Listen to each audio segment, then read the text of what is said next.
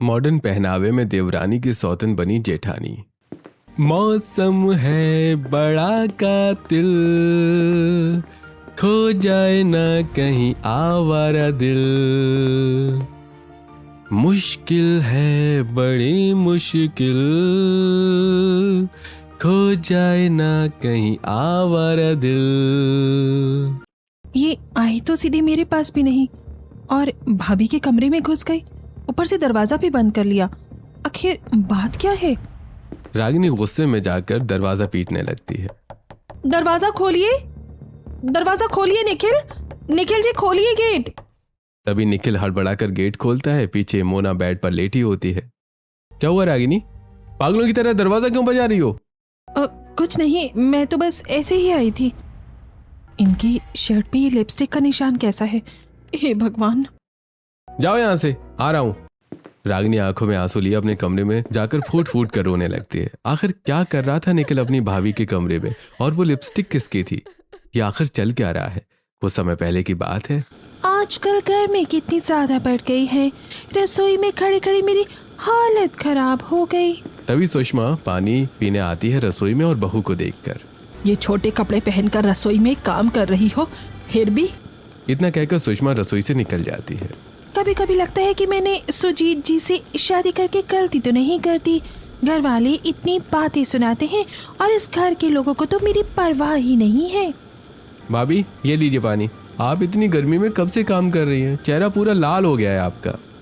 सच में देवर जी, आज तो हालत खराब हो गई। ऐसा लग रहा है जैसे पूरा शरीर जल रहा हो। मोना एक ही सांस में पूरा पानी पी जाती है। देवर जी, एक आप ही हो जो मेरा इतना ख्याल रखते हो, वरना इस घर में तो किसी को फिक्र ही नहीं है मेरी। अरे भाभी, आप इतना काम करती हो तो थोड़ा ख्याल रखना तो बनता है ना। अच्छा मैं चलता हूँ, मैंने आपको इतना थका देखा तो सोचा पानी पिला दूँ। थैंक यू देवर जी। निखिल वहां से चला जाता है। कुछ देर बाद माही रसोई के सामने से गुजर रही होती है। उसकी नजर मोना पर पड़ती है, जो मॉडर्न वन पीस ड्रेस में रसोई में काम कर रही होती है। वाह, भाभी के पास तो कितने अच्छे अच्छे कपड़े हैं और मेरे पास कॉलेज जाने के लिए ढंग के कपड़े भी नहीं हैं। माही सीधे मोना के कमरे में चली जाती है। वो अलमारी खोलती है और उसमें से एक सुंदर सा वन पीस निकाल लेती है। कुछ देर बाद माही वही ड्रेस पहनकर रसोई में आती है। भाभी मेरे लिए एक ग्लास जूस बना दो ना। मोना जैसे ही माही की ड्रेस देखती है वो हैरान रह जाती है। अरे ये तो मेरी ड्रेस है, आपने मेरी वार्डरोब से निकाली? हाँ तो कोई दिक्कत है क्या? दिक्कत नहीं है माही, लेकिन कम से कम एक बार पूछ तो लेना चाहिए था ना। ओहो भाभी, इतनी सी बात पर क्या नाराज होना। जल्दी से मेरा जूस दो, मुझे कॉलेज के लिए देर हो रही है। मोना चुपचाप जूस बनाकर देती है। वैसे ये ड्रेस मुझ पर ज्यादा अच्छी लग रही है। इतना कहकर माही इतराते हुए वहां से चली जाती है। इस घर में मेरी चीजों की भी कोई इज्जत नहीं है। उसी दिन दोपहर में। अरे क्या बताऊं बहनों, मेरी बड़ी बहू ने तो जीना मुश्किल कर रखा है। इसके कपड़े मुझे बिल्कुल पसंद नहीं है। आजकल की लड़कियां भी ना ससुराल को फैशन शो समझती हैं। अरे सुषमा, तुम इसे थोड़ा रहन सहन सिखाओ। बहू को कपड़ों का भी तो ढंग होना चाहिए। और देखो कितना समय हो गया है, ये नहीं कि हमारे लिए कुछ खाने पीने को लेकर आए। आजकल की बहुओं में तमीज ही नहीं रही। गर्मी का मौसम है, कम से कम ठंडी कोल्ड कॉफी ही पिला देती। इतने में मोना ट्रे में कोल्ड कॉफी और कुकीज लेकर आती है। मामी जी, आप सबके लिए कोल्ड कॉफी और कुकीज लाई हूँ। सभी पड़ोसन एकदम चुप हो जाती हैं। अरे ये तो बड़ी समझदार निकली। हमने तो सोचा था इसे सिर्फ सजने संवरने से मतलब है। हाँ तो काम तो कर लेती है। मोना सबको कोल्ड कॉफी देकर अंदर चली जाती है। रात का समय है। सुजीत ऑफिस से घर आता है। मोना अपने सारे काम खत्म करके अच्छे से तैयार होकर कमरे में आती है। सुजीत जी, आज मैंने सोचा था हम साथ में थोड़ा टाइम स्पेंड करेंगे। मोना तुम सो जाओ, अभी मुझे बहुत जरूरी काम करना है, बाद में बात करते हैं। मोना का चेहरा उतर जाता है। वो बाथरूम में जाके कपड़े बदलकर मुंह धोकर कमरे से बाहर उदास होकर आ जाती है। हॉल में निखिल बैठा होता है। क्या हुआ भाभी, अभी भी भाई साहब काम में लगे हैं क्या? हाँ देवर जी, उनको तो बस काम से ही फुर्सत नहीं मिलती।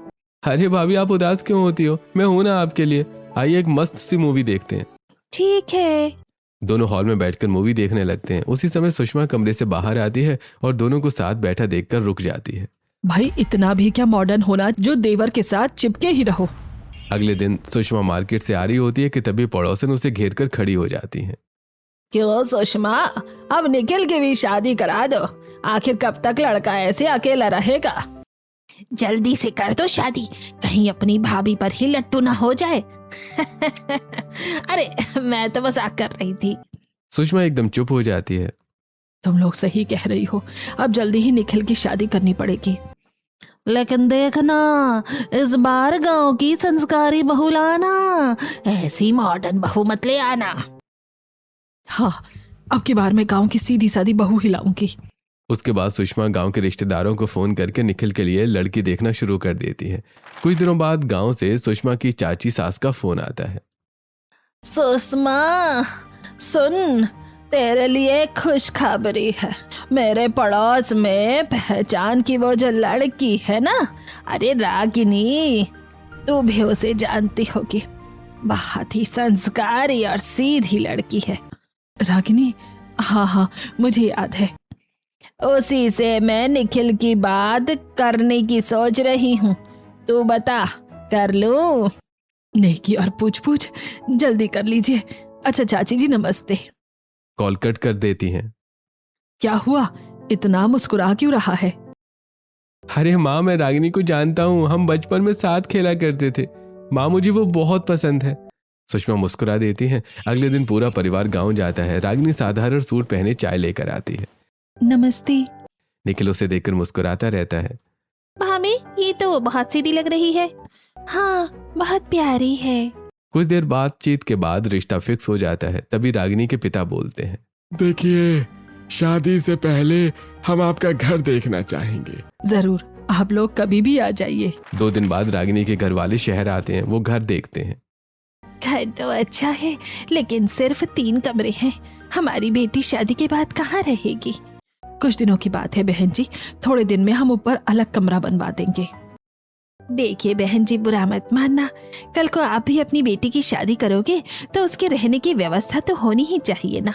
यहाँ बस नीचे 3 कमरे हैं, ऊपर तो है भी नहीं। देखिए, ऐसे घर में हम शादी नहीं कर सकते। अगर घर बन जाता है तो उसके बाद ही हम शादी के बाद आगे बढ़ाएंगे। ये बोलकर लड़की वाले चले जाते हैं। परिवार चिंता में पड़ जाता है। अब क्या होगा माँ? शादी तो इसी घर में करनी है। निखिल को रागिनी पसंद है। लेकिन अभी हम एक ही काम कर सकते हैं, या तो घर बनवा सकते हैं या निखिल की शादी कर सकते हैं। मामी जी, टेरेस पर जगह तो काफी है, वहाँ एक अच्छा कमरा और हॉल बन सकता है। सुषमा पहली बार मोना की बात ध्यान से सुनती है। हाँ, लेकिन पैसे कहाँ से आएंगे? वो सब आप अपनी बेटों पर छोड़ दो। कुछ ही दिनों बाद टेरेस पर नया बड़ा कमरा और हॉल बनकर तैयार हो जाता है। अरे वाह, अब तो हमारा घर और भी बड़ा लगेगा। रागिनी खुश होगी। ओह, किसी को तो बिल्कुल भी सब्र नहीं है। निखिल शर्मा जाता है। 2 महीने बाद रागिनी के घर वाले दोबारा घर देखने आते हैं। टेरेस पर रागिनी का आलीशान कमरा, बड़ा हॉल, बालकनी भी बने हैं। अब बात बनी, कम से कम हमारी बेटी के लिए अच्छा कमरा तो है। देखिए, कोई भी माँ बाप शादी करने से पहले घर तो देखते ही है। अब हमें ये रिश्ता मंजूर है। रागिनी के माता पिता चले जाते हैं। उसके बाद घर में शादी की तैयारियां जोर शोर से शुरू हो जाती हैं। पूरे घर में रिश्तेदारों का आना जाना लगा रहता है। कहीं हल्दी की तैयारी चल रही होती है तो कहीं सजावट का काम हो रहा होता है। मम्मी, इस बार तो घर बिल्कुल फिल्मी शादी वाला लग रहा है। आखिर मेरे बेटे की शादी है, कोई कमी नहीं रहनी चाहिए।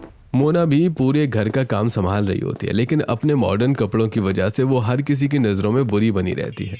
शादी वाले दिन मोना ने सुंदर सी साड़ी पहनी होती है, जिसके साथ उसने बैकलेस ब्लाउज पहना होता है। खुले बाल और हल्का मेकअप उसमें और भी ग्लैमरस लग रहा होता है। रागिनी के पास बैठी होती है, तभी उसकी माँ उसके कान में धीरे से बोलती है, तेरी जेठानी तो बड़ी बेशरम है, पीछे से इतने बड़े कलेकर ब्लाउज पहनकर मर्दों को रिझा रही है।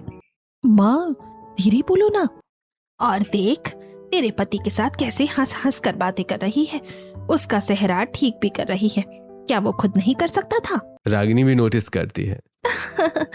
देवर जी, जरा सीधी खड़ी रहिए, आपका सेहरा बार बार टेढ़ा हो रहा है। अरे भाभी, अगर आप ठीक करेंगी तो मैं जानबूझकर टेढ़ा ही करूंगा। दोनों हंसने लगते हैं। ये देखकर रागिनी के चेहरे पर हल्की सी जलन आ जाती है। शादी मेरी है, लेकिन ध्यान सबका इन दोनों पर ही है। वहीं कुछ रिश्तेदार आपस में बातें कर रहे होते हैं। पता नहीं बड़ी बहू कहाँ से लेकर आए हैं। अरे लव मैरिज वाली बहुएं ऐसी ही होती हैं। कपड़े पहनने का तो बिल्कुल ढंग नहीं है। पूरा शरीर दिख रहा है इसका। शादी में भी शर्म नहीं आ रही। और देखो देवर के ऊपर चढ़ी जा रही है। ये सारी बातें रागिनी सुन रही होती है, पर वो इग्नोर करती है। धूमधाम से शादी हो जाती है और रागिनी की विदाई हो जाती है। रात में रागिनी का गृह प्रवेश होता है। दाहिना पैर अंदर रखो बहू। रागिनी कलश गिराकर घर के अंदर आती है। भाभी अब तो घर में आपकी ही चलने वाली है। रागिनी हल्का सा मुस्कुरा देती है। अगले दिन पहली रसोई की रस्म होती है। रागिनी सुबह सुबह साड़ी पहनकर रसोई में आती है। तभी उसकी नज़र मोना पर पड़ती है। मोना ने ढीला मॉडर्न टी शर्ट और शॉर्ट्स पहने होते हैं। ये घर में भी ऐसे कपड़े पहनती हैं? गुड मॉर्निंग रागिनी, मैं तुम्हारी मदद कर देती हूँ। पहली रसोई में थोड़ा टाइम लगता है। नहीं दीदी, रहने दीजिए, मैं कर लूंगी। अरे इतनी गर्मी है, मैं साथ में काम करवा दूंगी तो जल्दी हो जाएगा। नहीं, मुझे किसी की मदद की जरूरत नहीं है। रागिनी अकेले ही पूरा खाना बनाने लगती है। गर्मी में उसका चेहरा लाल हो जाता है। तभी सुषमा रसोई में आती है। मोना वहीं फोन चला रही होती है। कैसी जिठानी हो तुम, पहले ही दिन देवरानी को रसोई में अकेले झोंक दिया। थोड़ा हाथ तो बटा देती। मामी जी मैंने मदद करने की कोशिश की थी, लेकिन नहीं मम्मी जी, मुझे आदत है अकेले काम करने की। वाह, यही तो संस्कार होते हैं। मोना चुप होकर वहां से चली जाती है। शाम में अंगूठी ढूंढने की रस्म होती है। चलो देखते हैं आज कौन जीतेगा। बड़े बर्तन में दूध और गुलाब की पंखुड़ियां डाली जाती हैं। देवर जी आप ही जीतोगे, मुझे पूरा भरोसा है आप पर। अरे भाभी, जब आप मेरे साथ हो तो मैं कैसे हार सकता हूँ। दोनों हंसने लगते हैं। ये देखकर रागिनी का चेहरा उतर जाता है। इन्हें मेरे पति पर इतना भरोसा क्यों है? हर समय बस देवर जी देवर जी। रागिनी, तुम भी थोड़ा मॉडर्न कपड़े पहना करो ना। मतलब मोना भाभी जैसे। देखो ना वो कितनी स्टाइलिश लगती हैं, और तुम ये कैसी पुरानी डिजाइन की साड़ियां पहनती हो। तो अब आपको मेरी साड़ियां भी खराब लगने लगी? अरे मेरा वो मतलब नहीं था, बस थोड़ा सा चेंज अच्छा लगता है। लेकिन रागिनी को बहुत बुरा लग जाता है। जब देखो तब मोना भाभी, आखिर उनमें ऐसा है क्या? रात का समय है। मोना को जल्दी सोने की आदत होती है, इसलिए वो जल्दी कमरे में चली जाती है। लेकिन सुजीत लैपटॉप पर काम में लगा रहता है। आधी रात को मोना पानी पीने बाहर आती है। अरे भाभी, आप सोई नहीं अभी तक? नींद खुल गई थी। आप क्या कर रहे हो इतनी रात में? अरे बस ऐसे ही, नींद नहीं आ रही थी। दोनों बातें करने लगते हैं और हंसने लगते हैं। तभी रागिनी की आंख खुलती है। वो बाहर आती है और दोनों को साथ देखकर रुक जाती है। देवर जी आपको बचपन की बातें अभी तक याद हैं? अरे भाभी, कुछ लोग इतने अच्छे होते हैं कि उनकी बातें भूलती भी नहीं। रागिनी यह सुनकर अंदर ही अंदर जलने लगती है। मेरे पति आधी रात को अपनी भाभी के साथ हंस हंस कर बातें कर रहे हैं। अरे इन्हें ये सब गलत भी नहीं लग रहा? धीरे धीरे रागिनी को लगने लगता है कि शायद मोना का स्वभाव अच्छा नहीं है, इसलिए सास और नंद उससे दूरी बनाकर रखते हैं। एक दिन निखिल शॉपिंग करने जाता है। वो रागिनी के लिए एक सुंदर वन पीस और डायमंड सेट खरीदता है। ये ड्रेस रागिनी पर बहुत अच्छी लगेगी। तभी उसकी नजर एक और सुंदर ड्रेस पर पड़ती है। अरे ये भाभी पर बहुत अच्छी लगेगी, चलो ये भी ले लेता हूँ। शाम में निखिल घर आता है। रागिनी आंखें बंद करो, मैं तुम्हारे लिए सरप्राइज लाया हूँ। रागिनी आंखें बंद कर लेती है, लेकिन निखिल उसे ड्रेस और डायमंड सेट देता है। ये सब मेरे लिए? हाँ, मेरी खूबसूरत बीवी के लिए। तभी रागिनी की नजर दूसरे बैग पर पड़ती है। वो बैग उठाने वाली होती है कि तभी, अरे वो भाभी के लिए है, छोड़ दो, मैं देकर आता हूँ। इतना कहकर निखिल सीधा मोना के कमरे में चला जाता है। भाभी देखो मैं आपके लिए क्या लाया हूँ। मेरे लिए? हाँ, जल्दी से पहनकर दिखाओ ना। कुछ देर बाद मोना ड्रेस पहनकर बाहर आती है। कैसी लग रही हो? वाओ भाभी, आप तो बिल्कुल हीरोइन लग रही हो। दोनों हंसने लगते हैं। ये सब रागिनी चुपके से दरवाजे से देख रही होती है। उसके चेहरे का रंग उतर जाता है। मेरे लिए ड्रेस लाए, लेकिन पहनकर दिखाने के लिए नहीं कहा, और भाभी को देखते ही कितने खुश हो गए। धीरे धीरे रागिनी का शक और गहरा होता जाता है। कहीं इन दोनों का चक्कर तो नहीं चल रहा? शादी के बाद धीरे धीरे घर की जिंदगी सामान्य होने लगती है। रागिनी घर के काम सीखने लगती है, लेकिन उसके मन में मोना और निखिल को लेकर जो शक बैठ चुका था वो हर दिन और बढ़ता जा रहा था। दूसरी तरफ निखिल अपनी पत्नी रागिनी का पूरा ख्याल रखता था। सुबह उसके लिए चाय बनाना, बाजार से उसकी पसंद की चीज़ें लाना, रात में उसके सिर में तेल लगाना, वो हर छोटी बड़ी चीज़ में रागिनी का ध्यान रखता था। लेकिन ये सब देवर भाभी के प्यार के सामने फीका लगता था रागिनी को। ये मेरा ख्याल तो रखते हैं, लेकिन उनकी आंखों में खुशी तब दिखती है जब ये मोना भाभी के साथ होते हैं। एक दिन दोपहर में मोना हॉल में बैठी कोल्ड कॉफी पी रही होती है। वहीं निखिल और रागिनी भी बैठे होते हैं। देवर जी, आप लोग हनीमून पर नहीं गए अभी तक? अरे यार, सच में शादी के बाद इतना सब हो गया मैं कि मैं भूल ही गया। वाह, कोई अपनी नई नई दुल्हन को भी भूलता है क्या? थोड़ा टाइम स्पेंड करोगी तो बॉन्डिंग भी स्ट्रांग होगी। या मुझे छोड़ के आप लोगों को जाना ही नहीं है? अरे सही कहा भाभी। रागिनी, चलो ना कहीं घूम कर आते हैं। देखो, अब हनीमून पर जाने का आइडिया भी यही देंगी। जैसा आपको ठीक लगे। अगले ही हफ्ते दोनों हनीमून पर चले जाते हैं। पहाड़ों में घूमते हुए निखिल हर वक्त रागिनी का ध्यान रखता है। रागिनी, ठंड लग रही है क्या? ये जैकेट पहन लो। नहीं, ठीक हूँ। और सुनो, तुम्हें जो खाना है वो खाना, यहाँ किसी चीज की टेंशन नहीं लेनी। अगर मोना भाभी नहीं बोलती तो शायद ये मुझे यहाँ भी नहीं लाते। लेकिन रागिनी के मन में हर वक्त मोना घूमती रहती है। कुछ दिनों बाद दोनों वापस घर लौट आते हैं। अरे वाह भाभी, हनीमून से तो और भी ग्लो आ गया है आप पर। दिखाओ तो फोटोज। भाभी ये देखो, यहाँ हम रिवर साइड पर गए थे। निखिल सबसे पहले अपनी तस्वीरें मोना को दिखाने लगता है। मैं इनकी पत्नी हूँ, लेकिन एक्साइटमेंट इन्हें भाभी को दिखाने की ज्यादा है। धीरे धीरे निखिल फिर से पहले की तरह मोना के साथ ज्यादा टाइम बिताने लगता है। और सुजीत काम के सिलसिले में विदेश में था तो मोना ज्यादातर अकेले ही रहती थी। एक दिन सुबह मोना की तबीयत थोड़ी खराब हो जाती है। उफ, चक्कर सा आ रहा है। गर्मी की वजह से होगा, थोड़ा आराम कर लो। मुझे शायद डॉक्टर को दिखाना पड़ेगा। तभी निखिल वहां आ जाता है। क्या हुआ भाभी, चेहरा इतना उतरा हुआ क्यों है? बस थोड़ा वीकनेस लग रही है। चलिए मैं आपको डॉक्टर के पास लेकर चलता हूँ। ये सब सुनकर रागिनी वहीं खड़ी रह जाती है। इनको हर जगह मेरे पति के साथ ही जाना होता है बस।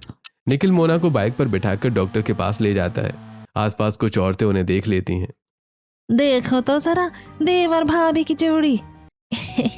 जब देखो तब दोनों साथ ही रहते हैं, कहीं दोनों के बीच कुछ चल तो नहीं रहा। और वो बड़ी बहू भी कैसे मॉडर्न कपड़े पहनती हैं। ये सारी बातें रागिनी खिड़की से सुन लेती है। शायद लोग गलत नहीं कह रहे, तभी तो निखिल मुझे मॉडर्न कपड़े पहनने की बोलते रहते हैं। उसी शाम दरवाजा खोलिए, दरवाजा खोलिए निखिल जी, खोलिए गेट। तभी निखिल हड़बड़ाकर गेट खोलता है। पीछे मोना बेड पर लेटी होती है। क्या हुआ रागिनी, पागलों की तरह दरवाजा क्यों बजा रही हो? वो कुछ नहीं, मैं तो बस ऐसे ही आई थी। इनकी शर्ट पे ये लिपस्टिक का निशान कैसा है? हे भगवान। जाओ यहाँ से, आ रहा हूँ। रागिनी आंखों में आंसू लिए अपने कमरे में जाकर फूट फूट कर रोने लगती है। ऐसे ही अगले दिन। दीदी, मोना भाभी इस घर की बहू कैसे बनी थी? अरे उनकी और सुजीत भैया की लव मैरिज हुई थी। Love marriage? हाँ, लेकिन पता नहीं क्यों शादी के बाद भी सुजीत भैया उनसे उतना प्यार नहीं करते। मतलब कोई ना कोई कमी तो होगी उनमें।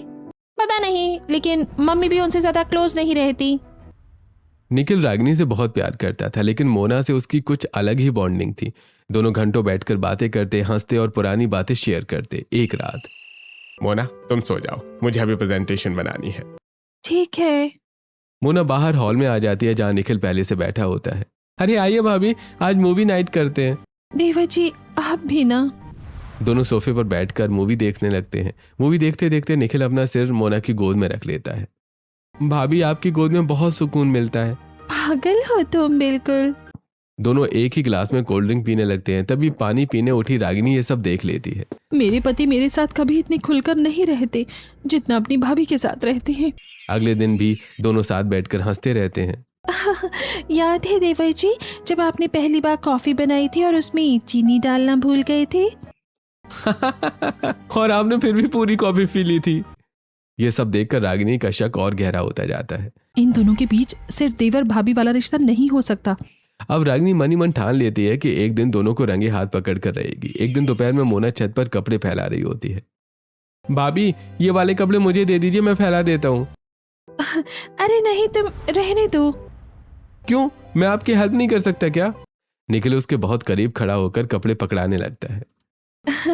देवर जी कोई देख लेगा तो क्या सोचेगा? अरे सोचने दीजिए, लोग तो वैसे भी कुछ ना कुछ सोचते ही रहते हैं। तभी पीछे से रागिनी छत पर आ जाती है। वो दोनों को इतना करीब देखकर रुक जाती है। निखिल तुरंत थोड़ा पीछे हट जाता है। अच्छा भाभी, मैं नीचे जा रहा हूँ। निखिल वहां से चला जाता है। रागिनी वहीं खड़ी मोना को घूरती रहती है। क्या हुआ रागिनी, कुछ चाहिए था? नहीं, बस ऐसे ही आई थी। रागिनी एकदम गुस्से से मोना को देखती है और फिर नीचे चली जाती है। अब मुझे यकीन होने लगा है इन दोनों के बीच कुछ ना कुछ तो जरूर है। धीरे धीरे रागिनी का शक अब उसके मन में जहर की तरह फैलने लगा था। वो हर समय बस यही सोचती रहती कि निखिल और मोना के बीच जरूर कुछ चल रहा है। दूसरी तरफ मोना और निखिल अपनी ही दुनिया में मगन थे। रागिनी हर कोशिश करती कि निखिल को मोना से दूर रखे, लेकिन जितना वो दूर करने की कोशिश करती, दोनों देवर भाभी उतना ही ज्यादा करीब दिखाई देते। एक दिन सुबह, निखिल, आप हर वक्त भाभी के आसपास ही क्यों रहते हो? कभी किचन में हेल्प करनी हो तो भी भाभी, कहीं बाहर जाना हो तो भी भाभी, रात में बातें करनी हो तो भी भाभी। रागिनी, तुम हर चीज को गलत एंगल से देख रही हो। भाभी सिर्फ मेरी अच्छी दोस्त जैसी हैं। दोस्त? कोई अपनी भाभी के साथ इतना क्लोज रहता है क्या? मुझे बिल्कुल अच्छा नहीं लगता जब आप उनके साथ हंसते रहते हो। बस करो यार, तुम्हें बेवजह शक करने की आदत हो गई है। मैं बेवजह नहीं सोच रही हूँ, पूरा घर देख रहा है, मोहल्ले वाले बातें कर रहे हैं। लोगों का काम है बोलना, तुम ज्यादा दिमाग मत लगाओ, सब कुछ बिल्कुल ठीक है। रागिनी चुप हो जाती है, लेकिन उसके चेहरे पर दर्द साफ दिखाई दे रहा होता है। उसी दिन दोपहर में रागिनी अपनी सास सुषमा के पास जाती है। क्या हुआ बहू, सुबह से मुंह क्यों लटका रखा है? मम्मी जी, मुझे निखिल और मोना भाभी की दोस्ती ठीक नहीं लगती। अब क्या हुआ? मम्मी जी, हर समय दोनों साथ ही रहते हैं, रात रात भर बातें करते हैं, मुझे अच्छा नहीं लगता। ऐसा कुछ नहीं है, तू गलत सोच रही है। मम्मी जी, मुझे डर लगता है। डरने से कुछ नहीं होगा, अपने पति को खुद संभालो। यह सुनकर रागिनी और अकेली महसूस करने लगती है। वहीं दूसरी तरफ मानस जी हमेशा की तरह अपने काम से मतलब रखते थे। घर में कितना भी तनाव हो, वो ज्यादा बोलते नहीं थे। बहू, मन में शक मत पलने दो, बैठकर बात करो। शाम का समय, मोना पूरा घर का काम खत्म करके रसोई साफ करती है। उफ, आज तो बहुत काम हो गया। उधर रागिनी को जल्दी नींद आने लगती है। निखिल, मुझे बहुत नींद आ रही है, मैं सोने जा रही हूँ, आप भी जल्दी आ जाना। हाँ, तुम सो जाओ, मुझे अभी नींद नहीं आ रही है। वहीं दूसरी कमरे में सुजीत लैपटॉप पर काम कर रहा होता है। सुजीत जी, कितना समय लगेगा अभी? थोड़ा टाइम लगेगा मोना, तुम सो जाओ अगर नींद आ रही है तो। आपको अपने काम के अलावा कोई दिखता भी है कभी? मेरी फीलिंग दिखती है, जब देखो तब ये काम काम। जा रही हूँ मैं कमरे से। अरे सुनो तो सही। मोना छत पर चली जाती है। गर्मियों की हल्की हवा चल रही होती है। मोना छत पर खटिया बिछाकर लेट जाती है और आसमान देखने लगती है। हाँ, कितना सुकून है यहाँ। थोड़ी देर बाद निखिल भी छत पर आ जाता है। अरे वाह भाभी, यहाँ अकेले अकेले मजे हो रहे हैं। हाँ, नीचे तो बस काम ही काम है। मैं भी यहीं बैठता हूँ। लेकिन पूरी खटिया मत घेर लेना। भाभी, मैं इतना भी मोटा नहीं हूँ। दोनों हंसने लगते हैं। निखिल भी उसी खटिया पर मोना के बगल में लेट जाता है। भाभी, बचपन में ना मैं छत पर ऐसे ही घंटों लेटा रहता था। मुझे भी छत पर सोना बहुत पसंद है। खुला आसमान देखकर सारी टेंशन दूर हो जाती है। आपसे बात करके भी सारी टेंशन दूर हो जाती है। ड्रामा बंद करो। दोनों हंसते रहते हैं। बात करते करते निखिल मोना का हाथ पकड़ लेता है। भाभी, आप सच में बहुत अच्छी हो। घर में कोई मुझे इतना नहीं समझता जितना आप समझती हो। क्योंकि तुम बच्चे जैसे हो अभी भी। और आप मेरी बेस्ट फ्रेंड हो। दोनों हाथ पकड़े आसमान देखते हुए बातें कर रहे होते हैं। तभी रात में रागिनी की नींद खुल जाती है। निखिल? वो देखती है कि निखिल कमरे में नहीं है। इतने समय रात में ये कहाँ चले गए? रागिनी का दिल तेजी से धड़कने लगता है। कहीं फिर से भाभी के पास तो नहीं? वो जल्दी से कमरे से बाहर निकलती है। नीचे हॉल खाली होता है। फिर उसकी नजर छत की तरफ जाती है। रागिनी धीरे धीरे सीढ़ियों से छत पर पहुंचती है और वहां का नजारा देखकर उसके पैरों तले जमीन खिसक जाती है। छोटी सी खटिया पर मोना और निखिल साथ में लेटे हुए थे। दोनों हाथ पकड़े आसमान देखते हुए हंस हंस कर बातें कर रहे थे। दिव्या जी, आप बिल्कुल पागल हो। और आप मेरी फेवरेट हो। रागिनी को देखते ही दोनों एकदम चुप हो जाते हैं और एक पल के लिए छत पर सन्नाटा छा जाता है। वाह, बहुत अच्छा। रागिनी, सुनो। क्या सुनूं मैं? यही बाकी रह गया था देखने को। रागिनी, तुम गलत समझ रही हो। गलत? एक ही खटिया पर हाथ पकड़कर लेटना गलत नहीं है। अरे हम बस बातें कर रहे थे।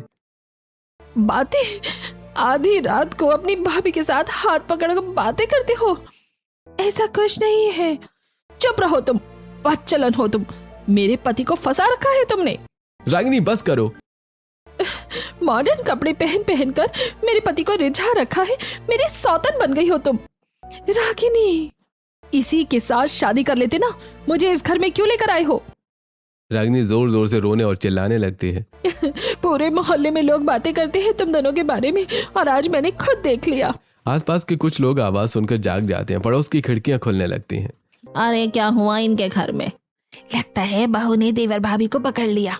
नीचे घर में भी सबकी नींद खुल जाती है। मम्मी ऊपर छत पर बहुत आवाज आ रही है। हे भगवान, अब क्या तमाशा हो गया? सुषमा और माही जल्दी से छत पर पहुंचते हैं। वहां रागिनी रो रही होती है और निखिल उसे शांत कराने की कोशिश कर रहा होता है। रागिनी पागल मत बनो, ऐसा कुछ नहीं है जैसा तुम सोच रही हो। मुझे मत छुओ, मैं अब सब समझ चुकी हूँ। रागिनी, तुम जो सोच रही हो वो सच नहीं है। झूठ बोल रही हो तुम। हर वक्त मेरे पति के आसपास घूमती रहती हो। अपने पति के साथ रहो ना। माहौल लगातार खराब होता जा रहा था। बस सब नीचे चलो। धीरे बोलो भाभी, पड़ोसी जाग जाएंगे। नीचे चलकर जो करना है करो, यहाँ छत पर तमाशा मत लगाओ। रागिनी रोते हुए नीचे उतरने लगती है। मोना चुपचाप खड़ी रह जाती है, जबकि निखिल के चेहरे पर घबराहट साफ दिखाई दे रही होती है। सभी लोग नीचे हॉल में आ जाते हैं। माहौल पूरी तरह से तनाव से भरा हुआ होता है। रागिनी रोते रोते गुस्से में मोना को घूर रही होती है। कैरेक्टर लेस हो तुम। मेरा घर बर्बाद कर दिया। मेरी सौतन बनकर मेरे ही पति को मुझसे दूर करके रख दिया। रागिनी, ऐसा कुछ नहीं किया है मैंने। चुप करो। हर वक्त मेरे पति के साथ चिपकी रहती हो। शर्म नहीं आती तुम्हें? देवर की ही रखेल बनना चाहती हो ना तुम? तभी गुस्से में निखिल आगे आता है। निखिल जोर से रागिनी को थप्पड़ मार देता है। सभी एकदम चौंक जाते हैं। बस बहुत हो गया रागिनी। भैया, निखिल, तुमने मुझे मारा? हाँ मारा, क्योंकि तुम जानते ही क्या हो भाभी माँ के बारे में। जितना उन्होंने इस घर के लिए किया है ना, कोई बहू अपने लिए घर के लिए नहीं करती। मोना हैरानी से निखिल को देख रही होती है। तुम कहती हो भाभी गलत है। ये औरत सुबह 5 बजे उठकर पूरे घर का ख्याल रखती है। माही कभी ढंग से बात नहीं करती थी। मम्मी हमेशा इन्हें ताने देती थी, लेकिन फिर भी भाभी हंसते हुए सब सहती रही। तुम्हें पता भी है हमारी शादी कैसे हुई? सब चुप होकर निखिल की तरफ देखने लगते हैं। अरे लड़की वालों ने साफ कहा है कि शादी तभी होगी जब ऊपर एक और कमरा बनेगा। लेकिन इतने पैसे कहाँ से आएंगे? अरे माँ रहने दो, मैं शादी नहीं करूंगा अभी। तभी मोना चुपचाप अपने कमरे में जाती है। थोड़ी देर बाद वो अपना एक डिब्बा और कुछ पेपर्स लेकर आती है। पापा जी, ये मेरे गहने और एफडी हैं। घर बनवाने और निखिल रागिनी की शादी में काम आएंगे। मोना, ये क्या कर रही हो? घर निखिल का भी है, उसकी खुशी हमारी खुशी है। एफडी तुड़वाकर घर बनवा लेंगे और गहने रागिनी को चढ़ा देना। भाभी नहीं, ये सब नहीं ले सकता मैं। चुप। छोटे भाई की शादी और भाभी किस दिन काम आएगी? मजदूर घर बनाना शुरू करते हैं। शादी के समय जो गहने रागिनी को, सारे गहने मोना के ही चढ़ाए जाते हैं। इतना ही नहीं, मेरी पढ़ाई के लिए पैसे भाभी ने दिए। मेरी जॉब लगने तक मेरा खर्च भाभी ने उठाया, और तुम कहती हो भाभी गलत है। रागिनी धीरे धीरे चुप हो जाती है। लेकिन उस दिन आप भाभी के कमरे में गए थे और दरवाजा बंद कर लिया था। क्योंकि मैं तुम्हारे लिए मेकअप का सामान लाया था जो मैं भाभी को दिखा रहा था, लेकिन तुम आई तो मैं हड़बड़ा गया और वो सामान भी मैं वहीं भूल गया। मैंने निखिल से कहा भी था कि रागिनी को बता दो, लेकिन ये नहीं माने। भाभी मेरे लिए माँ जैसी हैं। कहीं भी जाती हैं तो मेरे लिए कुछ ना कुछ जरूर लेकर आती हैं। मुझे डांटती हैं, समझाती हैं, लेकिन तुमने हमारे रिश्ते की धज्जियां उड़ा दी। रागिनी की आंखों से लगातार आंसू बहने लगते हैं। मुझे माफ कर दो, मैंने गलत समझ लिया। रागिनी रोते हुए मोना के पैरों में बैठ जाती है। दीदी, मुझे माफ कर दीजिए। मैंने आपको बहुत गलत बोला। मैं लोगों की बातों में आ गई थी। अरे नहीं रागिनी, ऐसा मत करो। नहीं भाभी, गलती मेरी थी। आपने इतना सब किया और मैंने आपको ही गलत समझा। तभी सुजीत भी आगे आता है। रागिनी, इन दोनों के बीच वैसा कुछ नहीं है। मैं खुद सारा दिन काम में बिजी रहता हूँ। मेरी गलती है कि मैं अपनी बीवी को टाइम नहीं दे सका। भैया, मुझे माफ कर दीजिए। अरे कोई बात नहीं, लेकिन आगे से बिना सच जाने किसी रिश्ते पर शक मत करना। भाभी, हम सब ने भी आपको गलत समझा। मोना, मैंने भी हमेशा तुम्हें ताने दिए, लेकिन आज समझ आया कि तुमने इस घर के लिए कितना किया है। परिवार में छोटी मोटी बातें होती रहती हैं मम्मी जी। अगले दिन सुबह रागिनी घर के बाहर झाड़ू लगा रही होती है। औरतें फिर घर के बाहर खड़ी बातें कर रही होती हैं। अरे रागिनी, कल रात क्या तमाशा चल रहा था तुम्हारे घर में? देवर भाभी वाला मामला था क्या? आप लोग अपना काम कीजिए, दूसरों के घरों में ज्यादा नाक मत घुसाइए। तुम्हारी जो बेटी भाग गई थी ना, उस पर ध्यान दो। अरे हम तो बस ऐसे ही पूछ रहे थे। मेरी जेठानी बहुत अच्छी हैं, आगे से उनके बारे में एक शब्द भी गलत मत बोलिएगा। ये सुनकर सभी पड़ोसन चुप हो जाती हैं। उधर मोना मुस्कुराकर रागिनी को देख रही होती है। दीदी, आज से किचन का काम हम दोनों मिलकर करेंगे। ठीक है देवरानी जी। दोनों हंसने लगते हैं और धीरे धीरे घर का माहौल फिर से खुशियों से भर जाता है। दोस्तों, आपको क्या लगता है, लोगों का शक करना सही था या देवर भाभी का अनोखा रिश्ता? कमेंट में अपनी राय जरूर लिखिए।